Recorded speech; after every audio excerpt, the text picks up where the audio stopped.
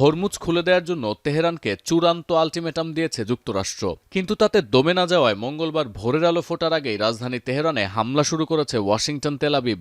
লক্ষ্যবস্তু করা হয়েছে বেসামরিক অবকাঠামো, ধসে পড়েছে বেশ কয়েকটি ভবন, আঘাত আনা হয়েছে মধ্যাঞ্চলের একটি সিনাগগেও। ভোর রাতেই শুরু হয়েছে উদ্ধার অভিযান। তবে অল্প সময়ের ব্যবধানে কড়া জবাব দিচ্ছে ইরানও। দক্ষিণ ইসরায়েলের দিকে ছোড়া হচ্ছে একের পর এক মিসাইল ও ড্রোন, হামলা হচ্ছে উপসাগরীয় অঞ্চলেও। এর মধ্যে কুয়েতের মার্কিন ঘাঁটি আলী আল সালেমে ইরানের ড্রোন হামলায় আহত হয়েছেন বেশ কয়েকজন মার্কিন নাগরিক। হামলা চলছে ইরাক, সৌদি আরব, বাহরাইন ও আরব আমিরাতে। এর আগে হোয়াইট হাউসের সংবাদ সম্মেলনে এক রাতের মধ্যে ইরানকে গুড়িয়ে দেওয়া সম্ভব বলে হুঁশিয়ারি দেন ট্রাম্প। ঘোষণা করেন ওয়াশিংটনের স্থানীয় সময় মঙ্গলবার রাত ৮টার মধ্যে হরমুজ সচল না করলে তেহরানকে নিশ্চিহ্ন করে দেয়া হবে। ট্রাম্পের মতে শান্তি চুক্তির জন্য ইরান যে প্রস্তাব দিয়েছে তা বিবেচনা করার মতো না। আরও বলেছেন, অস্ট্রেলিয়া, জাপান, দক্ষিণ কোরিয়া কিংবা সামরিক জোট নেটো চলমান যুদ্ধে মার্কিনীদের পাশে ছিল না কেউ। We're giving them till tomorrow, 8 o'clock Eastern Time. And after that, they're going to have no bridges, they're going to have no power plants.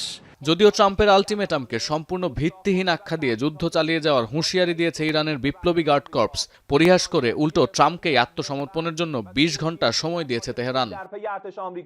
R Iran পার্লামেন্টের ডেপুটি স্পিকার জানিয়েছেন, ওয়াশিংটনের হুমকি ধামকি নয়, বরং হরমুজ প্রণালীতে নিজেদের সার্বভৌম নিয়ন্ত্রণ ও বৈধতা নিয়ে ভাবছে তেহরান। এ নিয়ে বেশ কিছু আইন প্রণয়নের পথে পার্লামেন্ট। পাশাপাশি জ্বালানি স্থাপনায় হামলার হুমকির জেরে মানব শেকল তৈরি করে প্রতিবাদ জানাতে ইরানবাসীর প্রতি আহ্বান যুব মন্ত্রণালয়ের।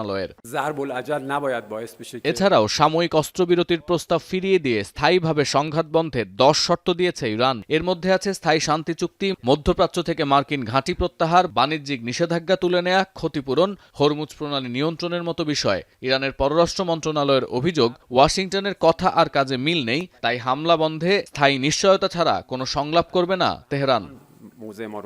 এদিকে বিপ্লবী গার্ড কর্পসের ব্রিগেডিয়ার জেনারেল সৈয়দ মজিদ খাদেমির মৃত্যুতে গভীর শোক জানিয়ে টেলিগ্রামে বার্তা দিয়েছেন ইরানের সর্বোচ্চ নেতা মোস্তফা খামেনি।